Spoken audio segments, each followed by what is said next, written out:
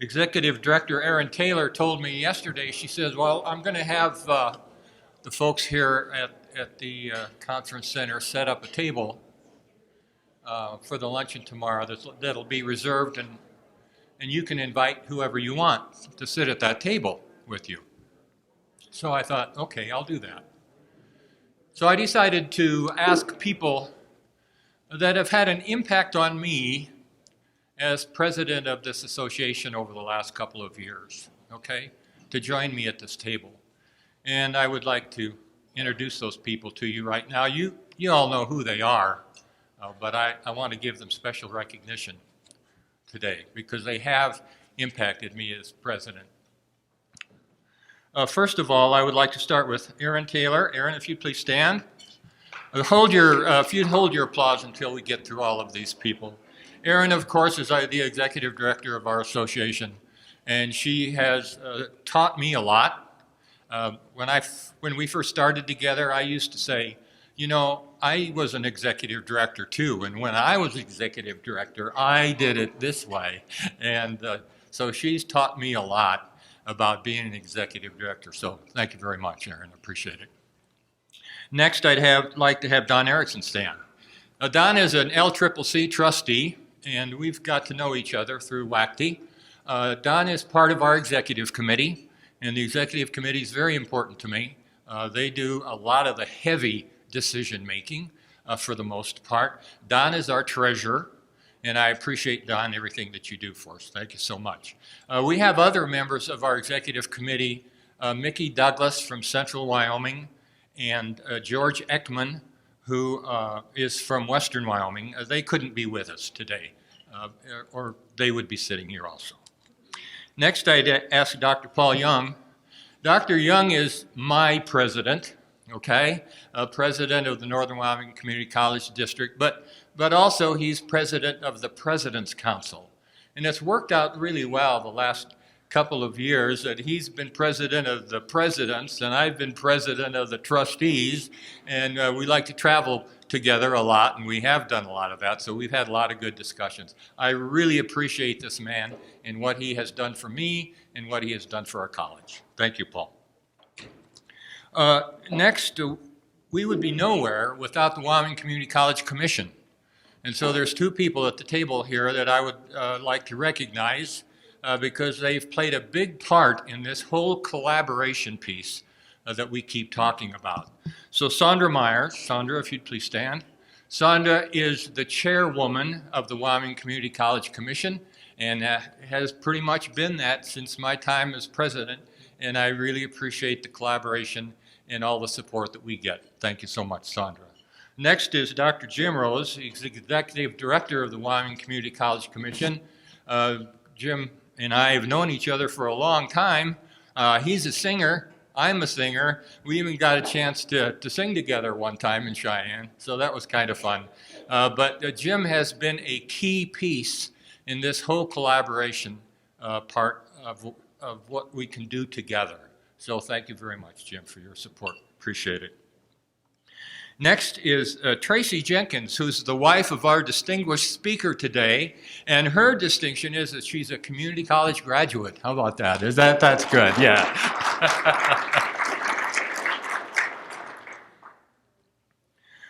Our distinguished speaker today is Dr. Davis Jenkins. Dr. Jenkins is a senior research associate at Community College Research Center. He works with colleges and states to find ways to improve educational and employment outcomes for students, particularly those from disadvantaged backgrounds. He said, don't you dare read that whole biography, so I'm not going to do that. That's in your program. But Dr. Jenkins holds a PhD in public policy analysis from Carnegie Mellon University and a BA from Princeton University.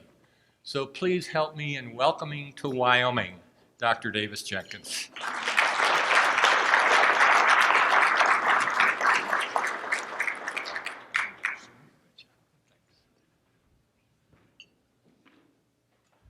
It's an honor to be here. I had an elite education. I didn't know about community colleges. I got exposed to them working with two gentlemen who had pioneered management consulting for higher education when we did a study for Governor Hunt in North Carolina in 1984. And North Carolina at that time was going through probably even harder times than Wyoming now. I'm sure of it because textiles and tobacco were just, I mean, those industries were going away. Here you're transforming energy and natural, but those industries were going away. And so this was how could these colleges, 58 colleges, respond to the economic and social needs of the state, working with the research triangle, the universities, and the schools. He really had a strong vision. But, you know, I fell in love with community colleges. I think they're one of the great democratic institutions, and I have the privilege and the honor to travel all around the country to work with you folks. And all this craziness that we hear on the Twitter and stuff, I don't see it in community colleges. I just don't. In red states, blue states, anyhow.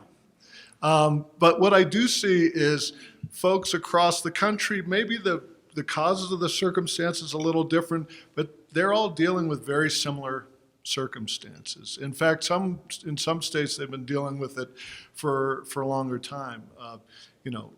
Economic fluctuations, decreased state support for higher education. In many states, what's driving this is as state support's gone down, tuition has increased. You guys have held back on tuition increases, but in many states it's extremely expensive. But everyone recognizing that, it's our human, as we heard this morning, it's our human resources. Even if our economy is dependent upon natural resources here, we need our human ingenuity to figure out how to extract and efficiently use those resources, and then broaden beyond natural resource extraction. Everyone realizes that, and they also recognize that the main infrastructure for human resource development is our public education system, including and especially the universities. And so actually, the economist Paul Romer said a crisis is a terrible thing to waste. And I see across the country, again, in many cases starting from community colleges, but universities are starting to catch on, and I gather you have a new president who's starting to talk about things like applied baccalaureates and how we need the community colleges as suppliers. She's right. And that's good for the university, not just, and for the state. So I'm just going to talk about these things, that this movement that we're seeing across the state. And what people are doing is, it's a crisis, but they're not panicking. I like that. Don't panic. Stepping back and taking a look at what we do in education and collaboratively across the silos, across the departments between workforce and academics, so-called. I don't, between student services and folks in academic, between, with the universities on one side and schools on the other, and at every point, critically, the employers and the folks in economic development. Because ultimately, the other realization people are having is, despite all the talk about the importance of national, even state elections, it's up to us locally. And community colleges are, along with schools and the local universities, are the infrastructure for economic development and talent development in the region. And they're stepping back and they're saying, we're doing a lot of things to sort students out, and that really don't make sense.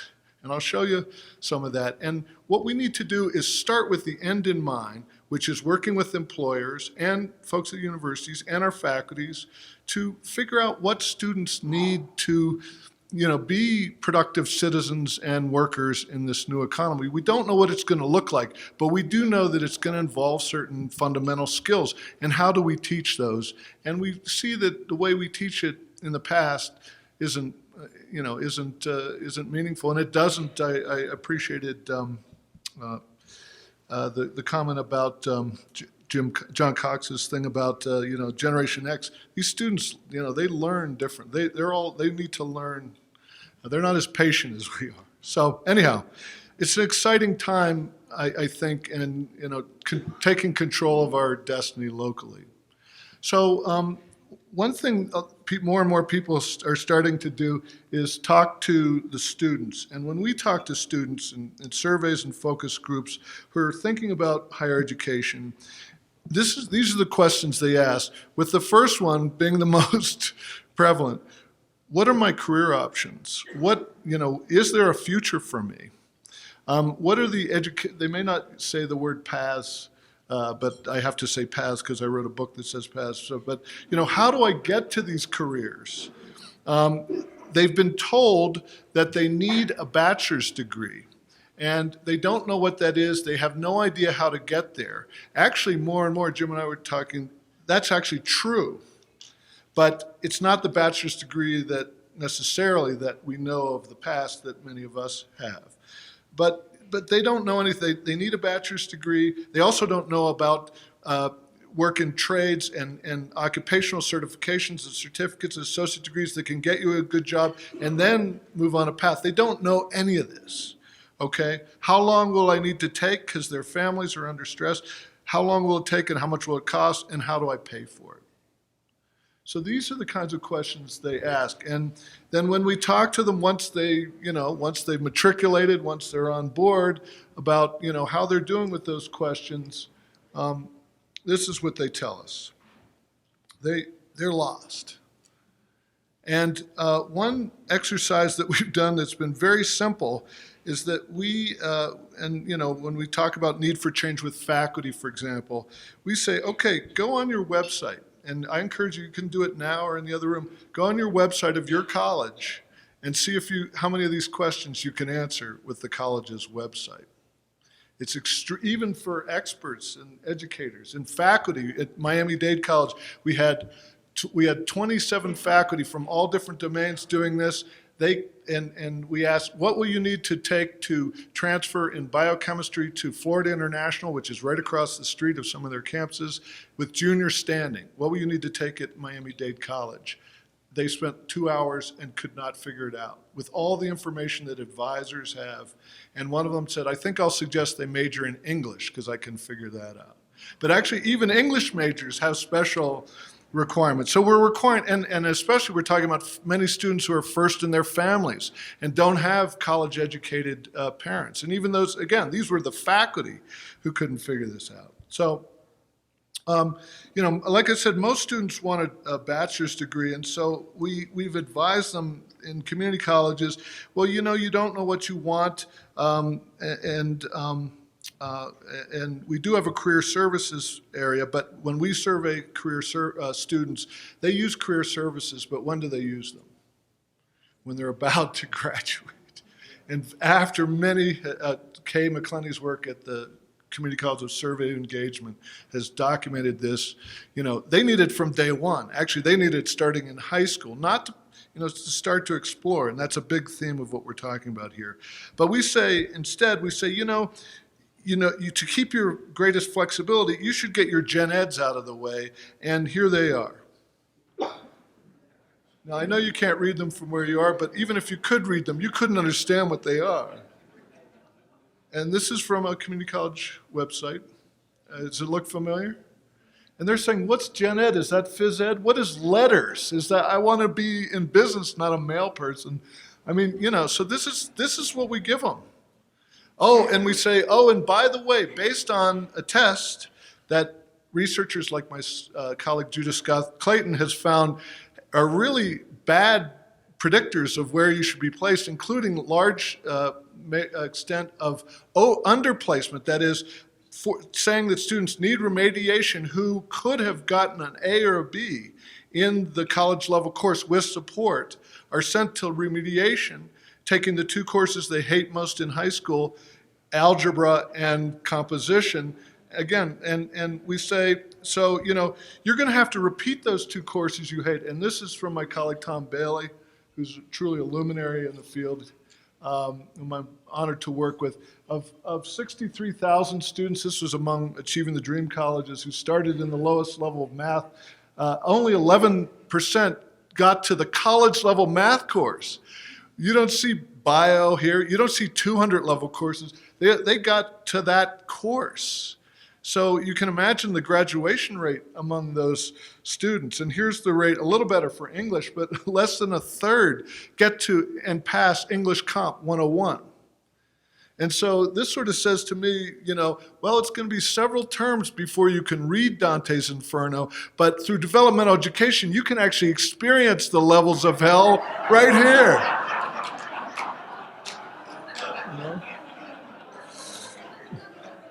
I've done this in the NAID where the English professors, they laugh. Ugh.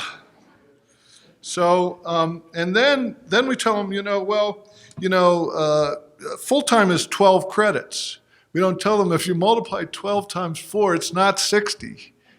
And they don't even know that an associate degree requires 60 or that a bachelor's requires. They have no idea, and how could they? And if you're low income, if you're a working parent, we say, you should even take it more easy. You should take maybe 6 to 9 credits. Well, here's a study we recently came out with based on looking at students in Tennessee, students who started higher ed through community college, and that top dotted line is the cumulative credentials earned by students who started with 15 credits. So that's 5 courses. The next down line is students who started with 12 credits, which is what we usually say is full-time because that's what financial aid pays for. You can see even after 6 years, the 12 credit students, 1 course less, they're not even on average getting 60 credits. And the lower level students who take 6 credits or 9 credits to start, they don't even get anywhere. And we did an economic analysis of this. And the first semester momentum is students who attempt, they don't necessarily pass 15 credits in their first semester versus those who do 12. The 1-year momentum is students who attempt at least 30 credits. Again, they don't pass them all, versus less than, starting with 12 and taking less than 30 credits. And you can see the probability of completion is much lower for those students who don't start with momentum. And then the tuition and fees, the cost per degree for a student who starts out taking 30 credits in a full year, including the summer, is 1/5 less. And the expenditures per degree, which is what the student and the taxpayer pay, is almost 15% less. And at the same time, and this has been a concern of college presidents, which is justified, if we require students to do something, if we get them on a path and challenge them, it's, they're going to drop out, they're going to go to the place down the road. Well, we actually find it generates more tuition. So the bottom line is retention, especially retention on a path, it pays for the college more than churning them out. And through that whole dev ed system that you saw, those levels of hell, 40% of students who enter higher education through community colleges are gone after the first term. I mean, when I say gone, they're not going to another university, not to a trade school, they're gone. So that initial message we're sending them when they're looking, their first, what is my career? We're saying, welcome to college, you're a failure. So, and we talk about transfer. 80% of the students want to transfer, and the importance of momentum. This is an important study my colleagues came out with in which they compared community college students who explicitly entered a community college saying they want a bachelor's. So this was not all community. This is students who said, I definitely want to transfer, get a bachelor's. And they compared them statistically to 4-year college students in Virginia with similar background characteristics, including test scores and the like. And you can see this is the average semester credit load for the dark blue is, or I guess the purple up there is the 4-year students, and the light blue is the community college students. And you see each semester, fall, spring, and then summer drops down, fall, spring, summer. You can see the 4-year students are taking more credits, so they're getting more momentum. And then so over time, the 4 years just pass, rocket by the community college students. And so we've done a lot of analysis of this, and contrary to the belief of many of advisors, the effect of momentum is especially strong for students of color and for low-income students. they need to get through quickly. These are the same students who, well-meaningly, we say, you know, you should take it easy. And we say you should get developmental education. That's not good advice. It's really not good advice. I'm not saying they're college ready, but the way we're, you know, sorting them out isn't helping them. And so not only do they take longer and don't, you know, they end up, those who do transfer and get a bachelor's degree end up earning excess credits. This is, again, this matched sample, so it's a good comparison of students who started a 2-year, they in Virginia earn 136 credits versus the similar 4-year entrants get 126. I don't know what the numbers are in Wyoming. I know the Complete College America reports that the average credits for students who get an associate degree is 81, I believe, or 2, for a 60 credit degree, or around 60 credit degree. So this is, and you can see it's taking these students longer to get bachelor's degrees. These are students who made it through. And again, these students are more economically disadvantaged.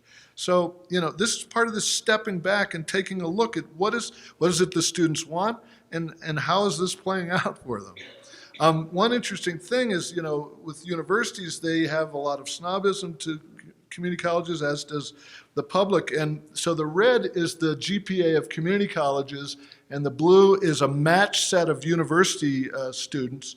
Most of these are in regional colleges, universities in rather than flagships in Virginia. And you'll see, and the yellow line is the time of transfer. You see that indeed the community college students actually, before they transfer, they get higher GPAs. And then there's this transfer shock. You see right at the point where the red line drops down. But then the research suggests these students, because these students have grit, they're shocked because the university is a different culture, and most universities do not provide welcoming. You know, they'll spend whole 2 weeks with their freshmen, but in many universities, even those where the majority of their students are transfer, they just let them apply online. It's like, you know, but after that transfer shock, you see they recover, and this is what shocks university faculty. They're getting higher grades from the university faculty than the native students. So, yeah, they'll say, oh, look, the community colleges are easy graders. Then they say, whoa, those are our grades. So what I'm trying to say is these false beliefs about the academic ability of our students, it just doesn't ring true. So it's not because these students are not capable that they're not making this through. These are more systemic issues. So speaking of transfer, in January we came out with a report in which we used National Student Clearinghouse data to look at the bachelor's outcomes for students who start in community colleges. Like I said, 80% of community college students enter thinking they want a bachelor's degree. And this, next to the book that we wrote, this has gotten more interest. We were in 60 local news and national press, and I would like to think it was because it was a brilliant report. But the reality is, people, usually the stuff we write is just nerdy and, you know, no one could care. People understand this issue. In fact, when I talk to legislators across the country, both sides of the aisle, next to the cost of higher education, the fact that their kids' credits didn't transfer, or my kids didn't transfer, is one of the most common, probably the second most common complaint they get. So it's a very inefficient system. So let's look at Wyoming. And one of the problems is there haven't been national measures. Community colleges look at the rate at which students transfer out, but they don't look at the rate at which their students who transfer out get a bachelor's degree, generally. And then four-year institutions look at what happens to the students who enter as freshmen. They often generally don't look at what happens to their transfer students. So we introduced these rates. So this is the first rate, which is the transfer out rate, which we generally look at. Blue is US, red is Wyoming, green is the best rural community college nationally, and purple the best urban community college. And these had to have a certain, these aren't just because of small numbers, they had to have a certain volume of. So actually more students transfer out of Wyoming community colleges than they do nationally. But it still falls short of the 80% who say they want a bachelor's degree. But then when we look at among those who transfer, how many transfer with an award, nationally it's only about 29%, but in Wyoming it's very low. So students are jumping ship to the university before they get an associate degree. And we find that that's problematic because it's problematic for the student because our research suggests that in general, students who get an associate degree are more likely to get a bachelor's degree. Plus, if they don't get a bachelor's degree, which we've seen many don't, they end up, and they don't get an associate degree, they're out in the labor force with nothing, and they're essentially competing with high school grads. The associate degree does have labor market value. And then for the taxpayer, they're taking more of their lower division courses at the more expensive university and probably often having to go away from home. So it's much more expensive. So this is a sign of an inefficiency in the system. In terms of the rate at which students who transfer get a bachelor's degree, Wyoming's at the national average, but the national average, ain't so hot. But this is important, and this is getting at the interaction between the interplay between the university and the community colleges, and so this looks at the rate at which among students who entered community colleges in the fall 2007, what percentage got transferred and got bachelor's degree 6 years later, and nationally it's only 14%. Wyoming is well ahead of that at 18%. Again, 80% of students, and Tony Carnevale and the folks at Georgetown are saying 2/3 of jobs need post-secondary education, and then compared to the rural and urban universities, still below. So Wyoming around the national average, and I'd say this, the national average ain't so good, and there's a lot of opportunity here because you got one public university often, and then the community colleges. So I think this work with the new president or chancellor is really, really promising. But this is an issue for the public. People are upset about this. You can go on websites and see their whole blogs about ticked off people who transferred, taken the courses that they were told were transfer, and then go sometimes across the street to the university. The university says, oh, we'll take those for elective credit. Oh, but you want to be a business major? You have to take this math and this all this stuff. It seems like a scam, and the public is onto it, is what I'm saying.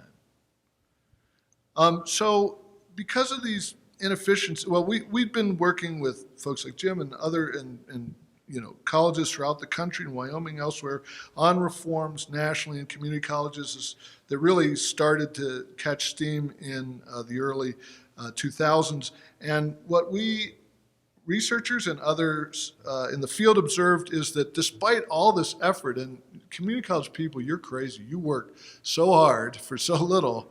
It's really a mission-driven institution. But nevertheless, despite all this effort of faculty and advisors and others and deans, we weren't seeing movement on the needle of student completion. And we weren't seeing the equity gaps between low-income students and higher-income students improving. And so this book was an effort to sort of step back, like I'm saying people are doing nationally, and take a look at that. And what our general thesis is that community colleges were organized to do what we as a society in the U.S. asked them to do in the 60s, 70s, and 80s, which is to provide very low-cost access to higher education.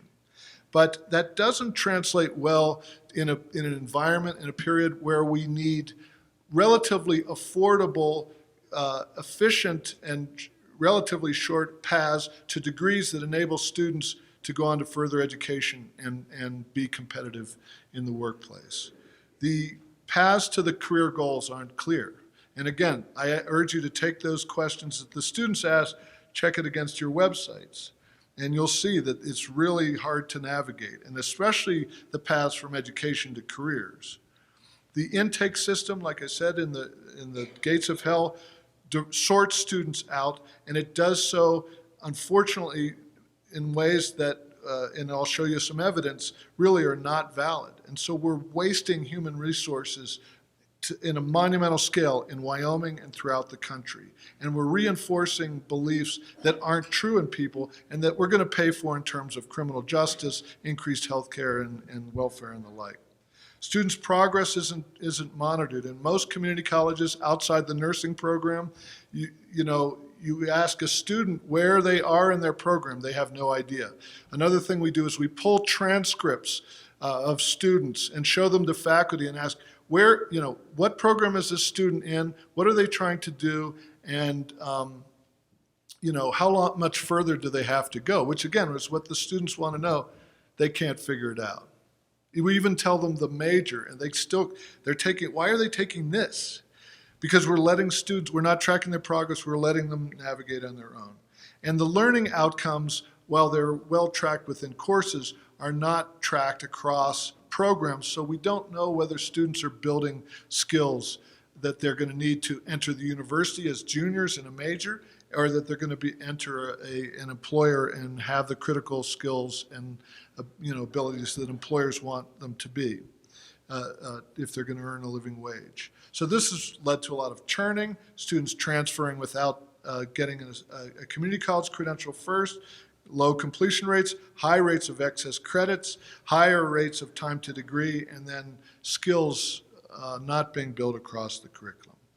So we actually took research from a broad set of domains, and we looked at big ideas that were actually emerging in the field. Ideas like helping students not tell them what to do, but helping architect their decisions, how to organize in this case, community colleges, so that students could make more informed decisions, not limiting their choices, but having a better sense of their choices. Ideas like that. And as well as efforts like we see at the CUNY Gutman College, and which is a new community college which embodies these ideas, and colleges throughout the country. You look at the Aspen Award winners, they all do these kinds of things. And the kinds of things that the research suggests make sense to help students explore, get on a program, get through a program, and then move toward their goals are having a clear roadmap to students' end goals. And the end goals are careers, right? Having a clear roadmap to where students want to go, and then backward design the program so that students can get there. Now, this doesn't mean that everything is vocational. We know even if all you cared about is employment outcomes, liberal arts, and we heard it today from Grayson, I think, liberal arts critical skills, creative skills are important to employers. But right now, the way they're taught in this sort of laundry list, you saw the list of gen ed requirements, it doesn't make sense to the students, it doesn't make sense to employers. So the critical thinking in liberal arts has to be integrated in a roadmap to the career. We have to sort of put it in there. The intake system, the whole intake experience is redesigned as an on-ramp to a program of study, and I'll show you what that looks like, or an example. Students' progress is closely tracked, and there's colleges that are doing this or changing the division of labor between advisors and faculty, and they're using technologies to show exactly when a student goes off track, even within the course. You can tell now, when a student's starting to fall off track, and we intervene with that student. And we say, you want to be a nurse, but you're getting a B- in bio.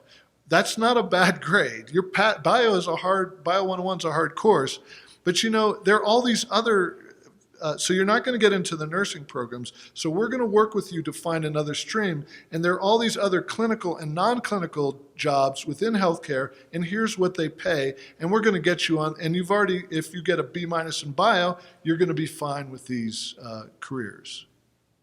So it's helping students. Right now, we just sort of let students beat their head against the wall. They think it's them, and they leave us as failures. And then the learning outcomes are set and assessed not just within courses, but across programs. And the hypothesis, and we're seeing some initial evidence, I'll show it to you, is that this will lead to less churning. Students will get community college credentials before they transfer, higher completion rates, lower excess credits rates. Actually, this approach was pioneered by Florida State and University of Florida in the early 2000s. They both say they invented it.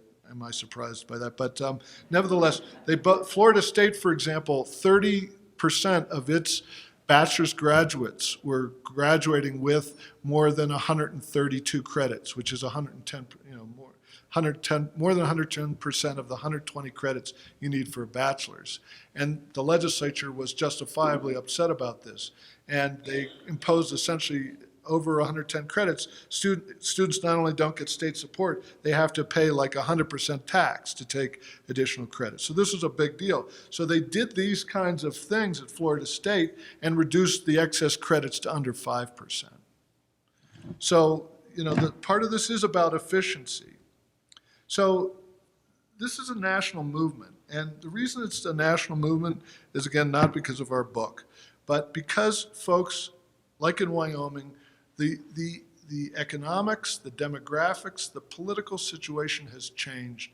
And I think people are realizing when they step back and take a look, if this is what we want, and everyone wants the same thing, which is to create a well-educated, well-rounded, skilled, citizenry, what we got is not doing it. In fact, it's sorting out a lot of students who could join us in the well-educated, productive citizenry, and yet, are being sorted out. These are just organized efforts, and there are many more than these in 2- and 4-year institutions. And the key point of these, one of which is the American Association of Community College effort, of which Western is part. The key thing here is that none of these colleges, including Western, are getting a cent of direct money. There's one exception in Washington State where they're getting some funding. But in other words, colleges are doing this because there's an economic and an educational imperative to do this. And so let me start to show you what it looks like. When you get on your typical community college, you look under academic programs, you generally see an alphabetical list of what in many cases is over 100 programs. And again, we're talking about students coming into this not knowing, they don't know about logistics, they don't know all the jobs in art, careers in art and design that are available in Laramie and other places. They don't know anything. So this alphabetical list with not very good information about career, specific information, is really not helpful. So this is St. Petersburg College, which has organized all of its programs. They have 170 programs into these 10, what they call career and academic communities. And this is on the website, but let me just be clear that this is a massive reorganization of their programs that is, it's not just changing their website. They have organized their faculty and advisors and everything around these career areas. And you can't read them, but what they say is, like for education, they say sample careers. And then they talk about wages. So again, what's the student's, we want to educate that student and we want to broadly educate it, but the student and their family is looking for careers. So we organize our program with what the customer wants by careers. But then we sneak in the education, okay? Because we want to turn out a quality degree. And if you click down, say, on technology, they show all of the degrees, including the Bachelor of Applied Technology and Information Systems Management that St. Pete offers. In Florida, the community colleges offer these applied bachelor's degrees, which I think are wildly successful based on our data. I think you guys are going to have to look at them. John was talking about the increased opportunities in trades. There's no question about that. But our data shows that if a tradesperson gets a certificate or an applied associate, they get a big bump, but then their wages level off over time. In order to move to technical management, technical sales, given how high-tech everything is, you heard from Grace and how high-tech the energy recovery industry is. I mean, I didn't understand hardly anything, but I was abreast. You need a bachelor's degree or even advanced degrees. And so what this shows is all of the degrees. And like I said, students, but on the other hand, don't know what certificates are and associate degrees. They have no idea what those are, even though in this field they have huge labor market values. So there's one of these, and this includes their transfer degrees with University of South Florida in IT. And so they have this kind of thing, all of their programs for every one of those 10 areas. And then they have a lot of career information, information from ONET. Who uses ONET here? Okay, but do all your students? Okay. It's really powerful information. I'm not saying it's one tool, but there's increasingly all this powerful labor market information, Burning Glass, ONET's free, and others that students don't have contact with. And they don't know about different jobs within information technology. They think everyone programs, but that's just, So then they drill down further into the program and they get this, which is a program map. And this is the sequence of courses recommended by the faculty and advisors working with both employers and the universities to say, if you want to get, in this case, a computer networking associate in science degree, these are the courses you got to take in this sequence. And those blue things are certifications and certificates. And when a student gets to that point, they'll say, you qualify to get a certification in, I don't know, A+ in this case, some kind of computer certification. You should go to our testing center.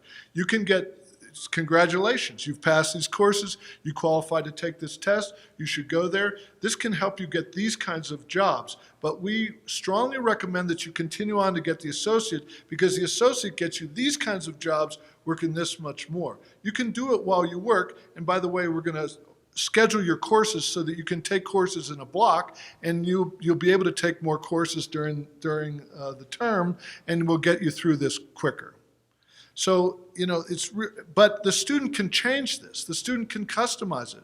Let's say they want to have a degree that combines computers with art. They can do that, but the key difference now in what generally happens with community colleges, the student can't make that decision themselves. They have to go to a faculty member or an advisor who can talk to them about the implications. Davis, if you take that art course, that's not going to necessarily transfer to USF. I didn't know that, but I still want to take it. Okay, then, but the consumer needs to be informed about what the implications of their things are. And in addition to the academic map, you can't read these, but in the red are what they call milestones. And these are things like, if you're applying to the university and you're at 31 to 45 credits, you should get your application in.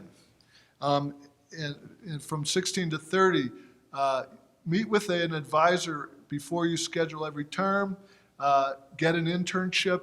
So for every program, they can track these milestones just like you track students' transcripts. And who was talking about the importance of internships? That's how people get jobs anymore, is through internships. You can build internships, project learning, if it's liberal arts, you can build, going to theater, all kinds of experiences that are part of the learning process outside of the classroom into these kind of things. And you can track them on the computer just like you track the transcript. So this means that, like I said, right now, most community college students who go to the career office go when they're about to graduate, and majority by that time have been already sorted out. The move now is to start that exploration from the start. And this is Valencia State College in Florida, another large institution, but this has been done in small institutions too. But what I like about it is how they've conceptualized it. So they have this so they've organized, just like St. Pete, all their programs into what they call meta majors or career areas, which are that third row there. And the professional advisors are embedded in those areas. And so that if I'm an advisor in business, I only have to know business. I only have to know the employers and transfer requirements business. I don't have to know everything. Now, in a small college, it needs to be done differently, but nevertheless, they work closely with the faculty. And so the faculty and advisors have developed this front end, and they've hired these new advisors who are actually not master's advisors, but students right out of bachelor's programs who know how to use Snapchat and all these things and network, things that I don't know because my 16-year-old, I can't get in touch with her. They know how to do this stuff, and their role is to network and get students onto a career path. And supporting this is this whole, throughout the first 18 credits, advising, a new student experience course in which students are exposed to the various program areas of the college, do academic work in which they're exploring careers in the field, in areas they might be interested, and are learning college skills. Co-curricular things developed by faculty in a particular area. Business the business area will bring in employers. The arts and humanities people will bring in playwrights and the like, so that by 18 hours, the student is in a program of study and they're on their way. We find that if a student is, like I said, has momentum in their program of study, by 18 hours, their completion rate dramatically increases. Here's another case that I think may be more relevant, at least to Wyoming in the current situation, which is from Lorain County Community College in Northeast Ohio, northeast of Cleveland, formerly a very strong manufacturing area. And while there is manufacturing there, it's super high tech. Manufacturing employment has dived, shrinking economy, aging economy. And so what they did was they got together with their economic development group. And again, they have over 100, and I think they have over 200 programs in an alphabetical list on their website. They got together with their economic development agencies and said, what are the career fields that are now growing, where there's good opportunities, and that we as Northeast Ohio want to grow, and these are them. So again, when this is about to be launched, but rather than the alphabetical list of programs, when you type in programs in the near future with Lorain County Community College, you're going to get this. And it's all, again, the student's first question, what are the career opportunities? And so you drill down into these and you see, like healthcare, you see all of their healthcare programs. I mean, everyone knows nursing, but what's a clinical lab science? What's sports and fitness? I'm interested in that. I didn't know that was in healthcare. What's respiratory care? So, students have no idea. So right here, just one click down shows all their program areas. And then if you click further, so nursing, I know nursing, but nursing actually is a whole range of programs. And this includes Lorain's University Partnership Program, where they offer nursing with Cleveland State and others, many of the courses taught on the Lorain campus. But again, the university is offering both in a bachelor's and a master's program, so that nurses in Northeast Ohio can get their bachelor's and master's on site. And then you click down even further to a particular program, you get the career information. So for the Associate Degree of Nursing, the curriculum guide, that's the map that you saw from course descriptions, mission requirements, apply, boom. So, I mean, it's not like the website is going to solve the problems, but this shows how colleges are not only changing their website, but they're fundamentally reorganizing how they're doing in these broad areas, focused on what are the careers in our region that are growing and that we want to grow. So like in Wyoming, Ohio has very robust dual enrollment. That is where high school students, and I'm going to show some numbers from Wyoming. I was surprised. We'll see if you are. Students enrolled when they're still in college courses at community college, when they're still enrolled in high school. So they have this very robust dual enrollment program. They have this very robust university partnership that I mentioned with all of these universities here. And yet students who come through their dual enrollment tend to go to universities, after they graduate from high school. And so this was sent out to all the parents and guidance counselors of their dual enrollment students and principals. And this says, if you want a BS in education from Ashland University, which trains, I don't know if the majority, but many teachers, it's well known for high quality teacher education in Northeast Ohio, you can go there directly and pay $160,000. But if you came through the community college, took courses in education, at least the foundation courses in education in high school, took the associate degree, and then stayed on to get the partnership program, the university partnership program, you could get that same bachelor's degree for substantially less. And so I know community colleges have low status and everything, but what this is saying is, You can get the same bachelor's degree from the same name brand universities. University of Akron's BS in Sports Studies is a nationally known program. Hiram College, specialty finance college, nationally known. The Cleveland State University, the BA in psychology is actually a combination BA and MA, because you can't get a job in psychology and clinical psychology without at least a master's. So this is part of, again, so this is a strategic, right now, we don't know what courses, in most states, they don't know what courses these high school students are taking. Well, we're part of a study in Texas looking at outcomes for students in early college high schools, which have a lot of promise.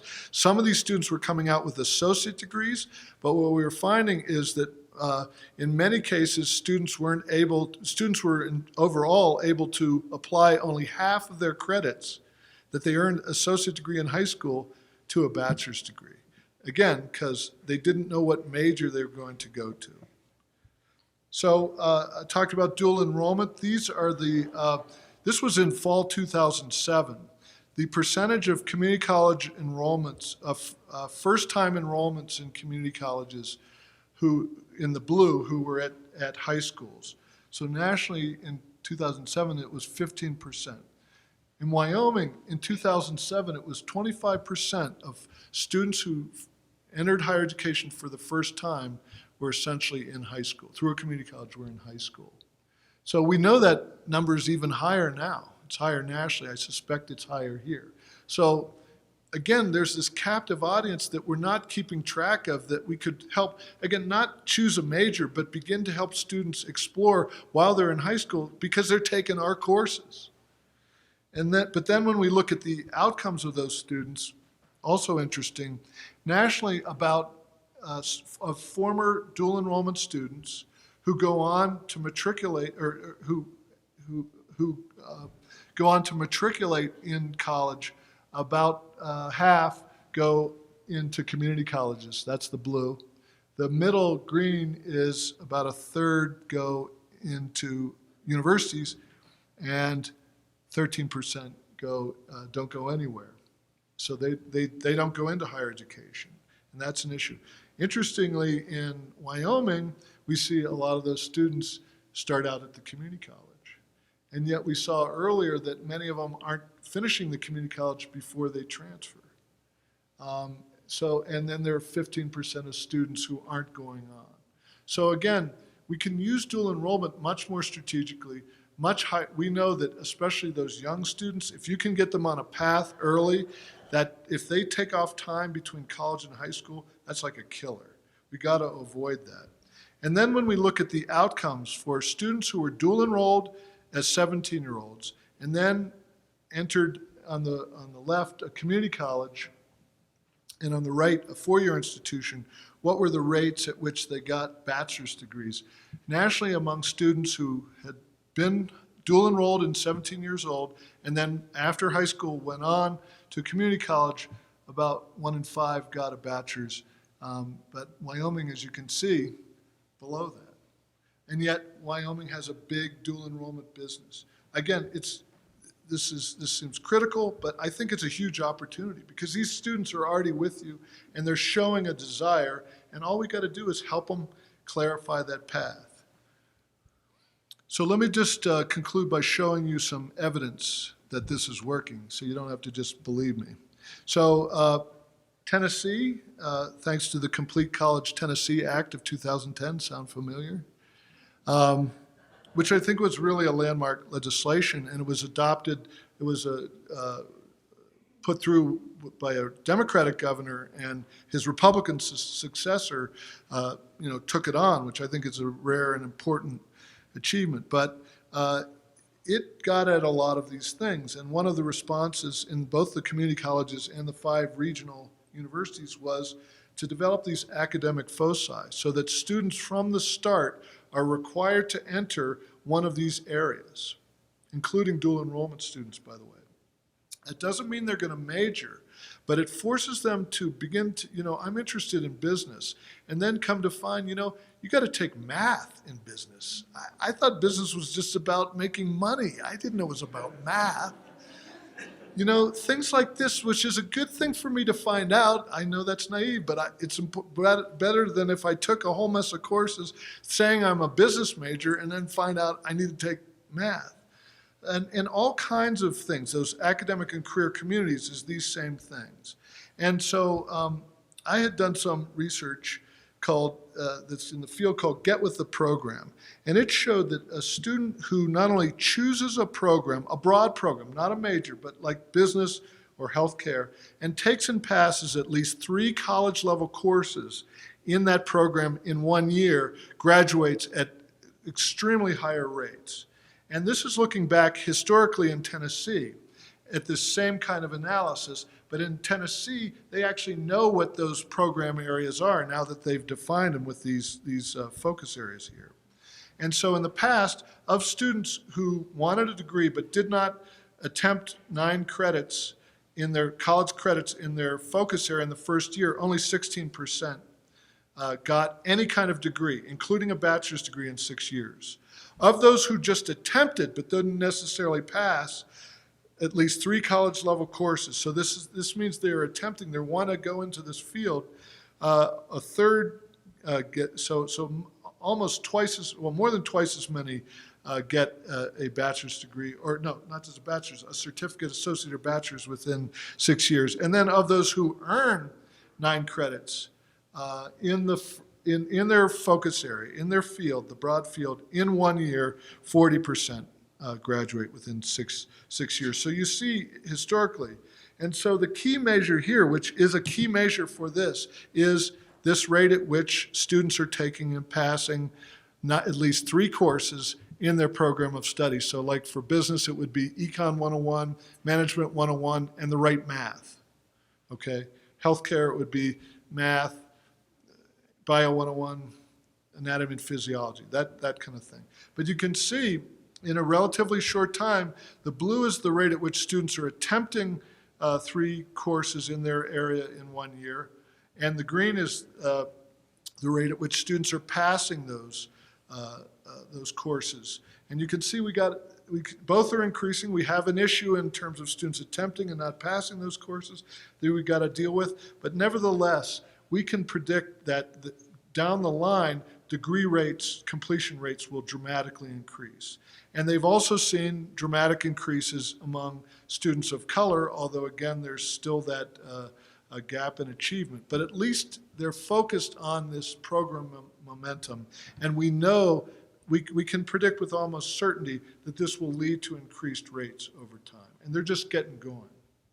So another important thing, as you know, the gatekeeper is in math. And this is an analysis, and in addition to the focus areas, they did this approach of essentially saying all students coming in will go into college-level math and English, okay? And, but they will receive academic support. And this is the results of this by ACT score. And if you look on the far right, the blue bar is the rate at which students who in past cohorts, before this policy of mainstream, who had to go through those gauntlets, took and passed college-level math in 1 year. It was 12% in Tennessee. With co-requisite, 55% of students, first-time students, are taking and passing college-level math in 1 year. Okay? Here are the numbers for English.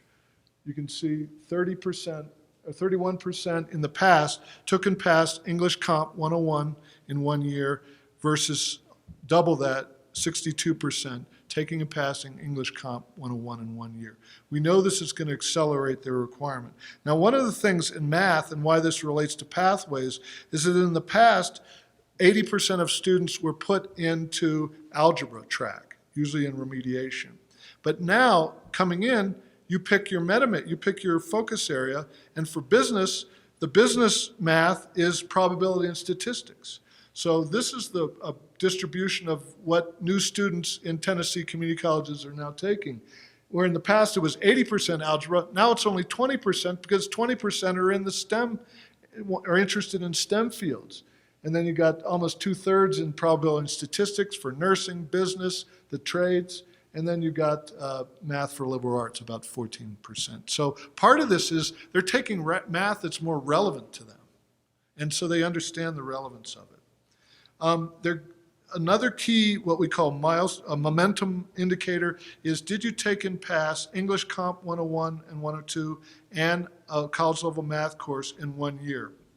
Looking back historically in Tennessee, of those who did that, who passed all 3 so-called math and English gatekeeper courses, 18% graduated with any kind of credential, including a bachelor's in 6 years. But of those in the past who passed all 3, almost half got some kind of degree, certificate, associate's degree, bachelor's in 6 years. And so again, with these enhanced advising, with the co-requisite integrated instruction, they're seeing increases, dramatic increases overall, and for minority students in this key 1-year milestone. The thing about the milestone for board members is it's going to take you 6 years to see what the results are in terms of graduation. But this is a milestone that research I and others have done shows is a predictor. So if we see movement in this milestone, we can predict with great assurance that that your overall graduation rate over the longer term is going to go up. But you can, as board members, you can look at this year to year, and faculty and others. So you don't have to wait 6 years to see the outcome. Another really interesting point. So we say that students aren't academically ready, and they aren't.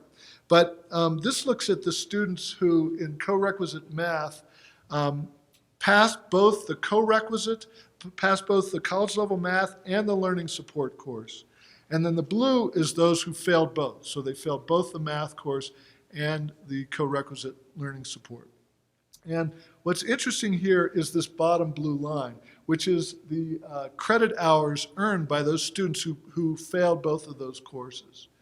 And what this says is they not only failed math and math co-requisite, they failed gym. They failed getting to the parking lot. They failed everything. In other words, these students, and the faculty and the educators here know these students, they don't have their act together.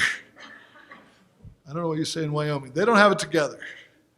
In other words, they're failing all courses. So, and look at by ACT score. The ACT score doesn't matter. So, yes, these students are not academically prepared, which is why this idea of integrating academic support into the college level program rather than making you do high school over again makes a lot of support. But in this case, they don't have their act together. They're not going to pass anything. I was going to say yoga, but yoga is really hard, so I'd fail yoga. But so you get the point here. We're all focused on academic readiness. We've been sorting students out, and it's not the big issue. Then I'll say one more thing, really interesting, which is not only did they have the ACT scores, which is the best standardized test in the country as those go, and you can see it's not very predictive in this case, they did a test of academic mindset, of growth mindset, and found some really interesting things. Things like mindset is productive persistence is people in the face of adversity, like you hear folks here in Wyoming with the tanked oil prices. I got to say, other people around the country have similar economic problems. But you people are very civil. I got to say, you always like this. But despite adversity, they believe they're capable. They feel connected to their institution. They believe their coursework has value. I'm not just taking it from this laundry list of letters and courses. I don't even know what they mean. I see how this fits into, even if it's an ethics course, I see why, the business school faculty requires me to take ethics rather than some other liberal arts course. And they believe they have the skills to be able to do it. So they administered this test to these students who took the math co-requisite. And they found very surprising results in terms of students who, regardless of their race and regardless of their ACT score, had higher growth mindsets in terms of being capable of learning the material. So the yellow is the growth mindset. Neutral. What is a neutral mindset? I don't know. And a fixed mindset. They feel connected to the institution. So students who believe they're connected, but students who don't think they belong, they really do poorly. They believe their coursework has value. I think this is the strongest predictor. And they think they have the skills and habits and knowledge and how to succeed in college. These are stronger predictors than race, than income, and then SAT. So I think what we're seeing across the country is in our field, in higher education and education generally, we need to adopt a growth mindset, ourselves. And I think I saw that today. Despite some, starting out some bleak numbers, I mean, some of my numbers are bleak, but they don't compare to those. I saw a sense of, the possibilities. And, when folks start to work together, a lot of the stuff we've been doing just because we have been doing it. It's not bad, it's just because that's how we've been doing it. When we start working together, universities, employers, community colleges, the schools, when we start seeing students who in the past, based on race or SAT, ACT score, or whatever, we would have sorted out, becoming technicians and then earning applied baccalaureates and, paying taxes and being productive members of society. This is what we can do.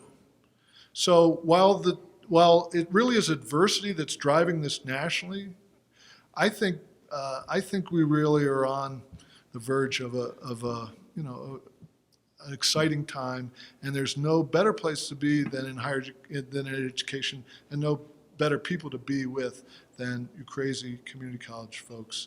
Thank you for what you do, and we love working with you.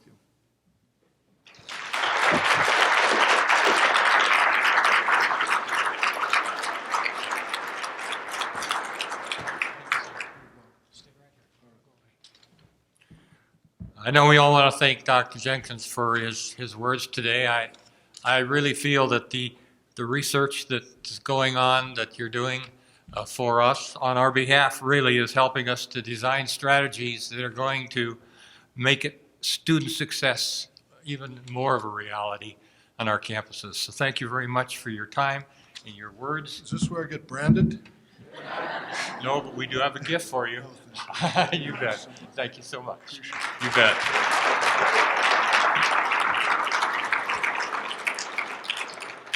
Take about 10 minutes and reconvene in the next room, okay, for our last panel of the day. See you there. Thank you so much.